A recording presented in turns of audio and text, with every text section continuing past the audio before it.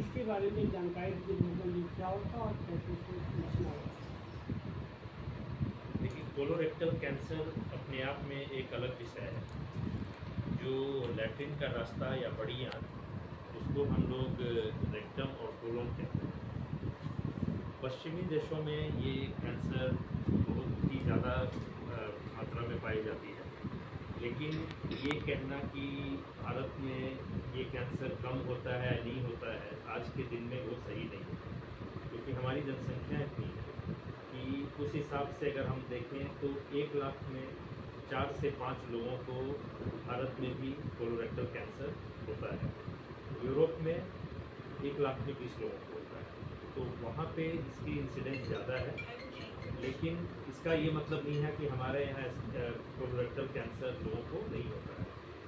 दुर्भाग्य ये है कि हमारे यहाँ जो रेक्टल कैंसर खासकर है वो यंग पॉपुलेशन में भी होता है, और जो बहुत सारे जो नौजवान लोग हैं, जब लैट्रिन के रास्ते से ब्लीडिंग होती है या कोई तकलीफ होती है तो उसको वो पाइल्स यानी बवासीर समझ के उनका इलाज बहुत दिनों तक कराते रहते हैं। इसमें जो स्पेशलिस्ट डॉक्टर जो कोलोरेक्टल सर्जन नहीं है या जीआई सर्जन नहीं है, वो भी इसको कई बार उसमें चकमा खा जाते हैं कि ये पाइल्स की ब्लीडिंग है, क्योंकि ज़्यादातर लोग ये मानते हैं कि कम उम्र के लोगों में कोलोरेक्टल कैंसर नहीं होता है, लेकिन ये सत्य नहीं है। कोलोरेक्टल कैंसर आपके जो है 15 से 20 साल के बच्चों में भी हमने देखा है, खासकर बिहार के कंटेक्स्ट में अगर हम बात करें तो ये जो स्पेशलिटी है कोलोरेक्टल सर्जरी, वो कोलोरेक्टल कैंसर जो है उसको उसकी इलाज करती है, और साथ साथ जो पाइल्स फिशर फिस्टुला या बड़ी आंत छोटी आंत की कोई अन्य बीमारी जैसे इन्फ्लेमेटरी बाउल डिजीज, अपेंडिसाइटिस या कोई आंत में रुकावट, बाउल ऑब्स्ट्रक्शन, ये सबका इलाज होता है। होने के क्या कारण है, आखिर क्यों हो जाता है? इसके कई कारण हैं, जैसे कि जो वेस्टर्न कंट्री या इंडस्ट्रियलाइज नेशन है, वहाँ बोलते हैं कि लोग प्रोसेस्ड फूड ज़्यादा खाते हैं, तो उसकी वजह से जो है कि आंतों में जो अच्छी बैक्टीरिया है उनके नंबर में कमी होती है। उसके अलावा जो लोग खासकर जो कोयले पे बना हुआ सामान, तो विदेशों में भी बारबेक्यू करके लोग खाते हैं, यानी कि कोयला के ऊपर सामान को, खाने का सामान सेक के खाते हैं, तो उसमें कार्बन की मात्रा अधिक होती है, तो वो जब इंटेस्ट बड़ी आंत में जाती है तो उसको कार्सिनोजेन कहते हैं। जो तत्व कैंसर प्रोड्यूस करता है उसको जो है मेडिकल टर्म में कार्सिनोजेन कहते हैं। तो वो एक जो है कि कोयला से बना हुआ सामान जो रहता है उस पर खाना बनता है, तो उसको कार्सिनोजेन बोलते हैं। कई तरह की बीमारियां होती हैं, जेनेटिकली भी लोगों को कोलोरेक्टल कैंसर होता है, यानी कि अगर आपके परिवार में किसी को हुआ है तो ये चांस बढ़ जाती है कि अगले जनरेशन को सामान्य लोगों की अपेक्षा वो कैंसर होने की संभावना ज़्यादा है। कुछ और कंडीशन जैसे इन्फ्लेमेटरी बाउल डिजीज, उसमें अल्सरेटिव कोलाइटिस, क्रोन्स डिजीज ऐसे नाम हैं, ये डिजीज़ अगर लोगों को सालों तक रहे तो उनमें भी रिस्क बढ़ जाता है कि कोलोरेक्टल कैंसर हो सकता है। खासकर खाने पीने में फल साग सब्जी की कमी, उसकी वजह से भी कोलोरेक्टल कैंसर की जो इंसिडेंस है वो बढ़ती है।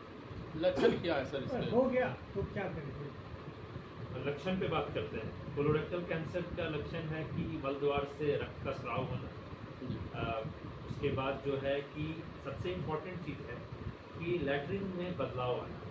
जैसे कुछ लोग बोलते हैं कि डॉक्टर साहब कुछ दिन तक कब्जियत रहता है, फिर उसके बाद डायरिया शुरू हो जाता है, यानी पेट खराब रहता है।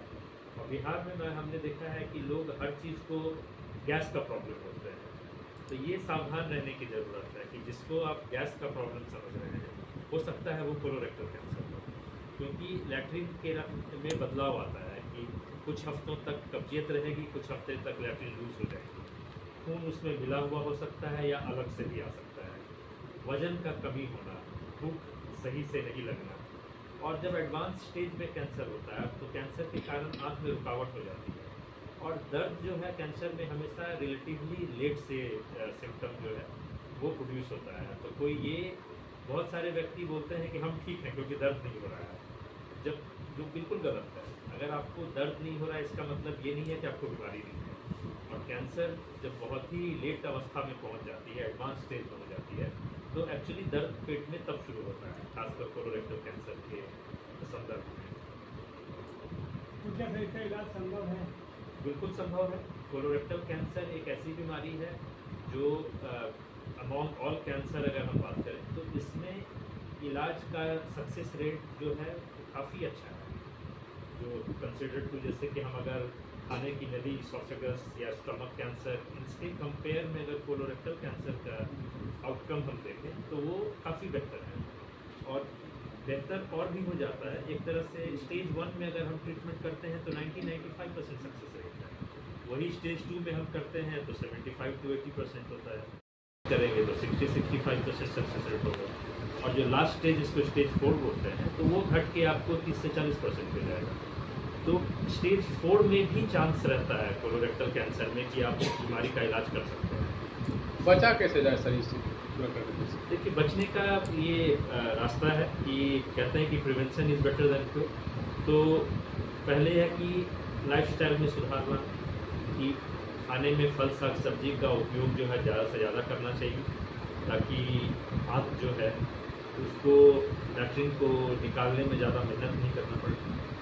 और उसके अलावा है कि आप जैसे कुछ एविडेंस आए थे कि एस्पिरिन दवाई लेने से कोलोरेक्टल कैंसर में कमी आती है, लेकिन ये पूरी तरह से भी हर स्टडी में सिद्ध नहीं हुआ है, इसलिए हम लोग रिकमेंड नहीं करते हैं कि हेल्दी लोगों को कि आपको एस्पिरिन खाना चाहिए।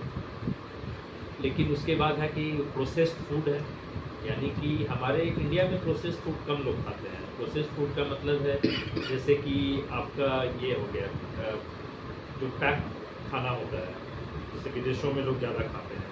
उसके बाद जंक फूड वगैरह हो गया, पिज़्ज़ा, बर्गर, ये सब टाइप की चीज़ें हैं।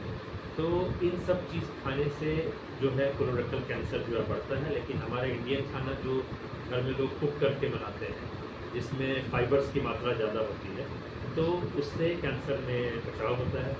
उसके बाद अगर आपके परिवार में किसी को अगर बीमारी कैंसर की बड़ी आंत संबंधित रही हो तो आप अपना भी रूटीन चेकअप कराएं। जैसे कि कोलोनोस्कोपी एक टेस्ट है कि अगर आपके परिवार में किसी को 60 साल की उम्र में या उससे कम उम्र में कोलोरेक्टल कैंसर हुआ है, तो उस परिवार के व्यक्ति, सभी व्यक्तियों का जो भी ब्लड रिलेटेड है, उनका जेनेटिक टेस्ट होना चाहिए, और एक सर्वेलेंस कोलोनोस्कोपी यानी कि कोलोनोस्कोपी करके जांच करना चाहिए।